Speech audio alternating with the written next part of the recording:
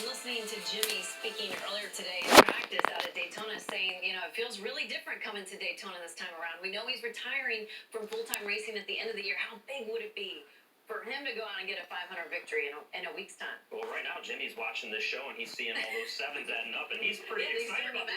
Right? He wasn't motivated already. He's even more motivated right now. You look at a guy like Jimmy Johnson, and the crazy part is everything that he's done in this sport, you don't think about him as being that first guy in plate racing that you go to. You don't say, hey, Jimmy Johnson's the guy that's going to go down there and dominate. But he does have 2 Daytona 500 wins. The third one would be huge for him. What a magical moment that would be to cap his final season, get himself into the playoffs. I'm sure that he'd love to make that happen.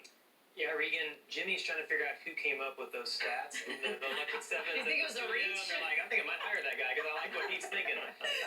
It's so interesting to look back at that old video footage and see the excitement in Jimmy's eyes and listen to him talk about how that kind of started their championship run. And if we only know when you're looking at that footage what dynasty like Jimmy Johnson was going to build between that moment and where we're at right now, it's pretty amazing. Yeah. And last year, I think at this time, we were talking about how can Jimmy win and all this stuff, and he was texting us, and we're like, I was like, sorry, we didn't mean to say all that bad stuff about you, but so right now I'm gonna go back and say, I think you really got a good shot at it. So I mean, the whole number game is gonna play in your favor, but really the Hinder cars, he won the Clash last year. He was fast. He's had 3 top 10s in the last 5 races there. So he's had a little bit of bad luck in between, but there's no doubt that he can do it.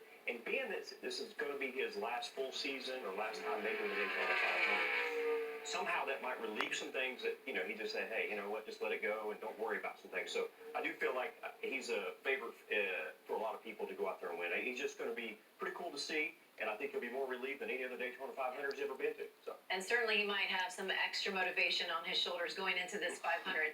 Sunday, it's a big day at Daytona, and you can catch all the action on Fox and FS1. Qualifying for the Great American Race comes your way at noon Eastern on Fox. Then at 2 p.m., it's NASCAR Race Day on FS1. We'll get you set for the Clash at Daytona, which starts at 3 Eastern on FS1. And when this special edition of Race Hub returns, we are looking at today's practice session from the Clash. Find out who was fast and, well, who's got a little more catching up to do. That is next on the Hub.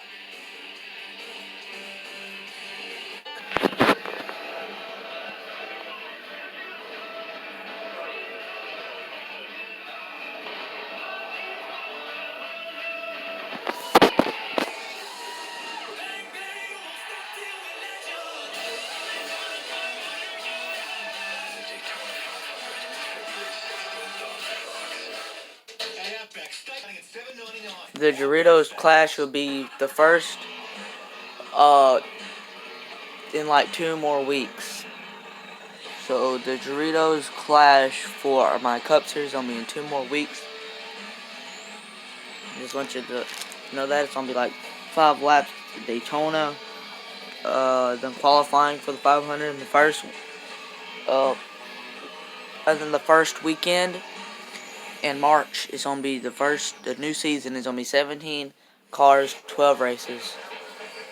Welcome back. The first practice for the Daytona 500. It is just minutes away in Daytona Beach, Florida. And just a reminder that tomorrow at 2 p.m. it's NASCAR Race Day on FS1. We'll get you set for the first race of the year. There's no points on the line, but there are a lot of bragging rights. Then it's the Clash at Daytona, which starts at 3 Eastern on FS1.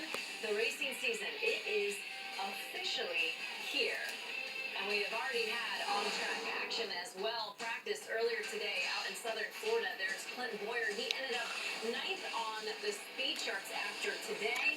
Also, 2018 winner for the Daytona 500. There he is, Austin Dillon at Richard Childress Racing. He was 12th, guys, on the day. What kind of stood out for you all as you kind of watched that first Clash practice happening in Daytona Beach, guys? I'm just happy that Clinton Boyer made it back from That's a good point. that I saw to him. I was questioning that at one point. Austin Dillon, we see him there, a guy that's won it. He's got experience at figuring out these race cars. Yeah, this is an important practice for Eric and Marola. We talk about if you work with new crew chiefs, you kind of want to get that communication started. This is a great practice. Get you a little bit of drafting, kind of work on your car, make it a little better. Yeah, paired with Mike Ravitch this year for Eric Almirola. Kurt Busch, thoughts on him, Bobby? Yeah, I mean, obviously Kurt's really fast at Daytona.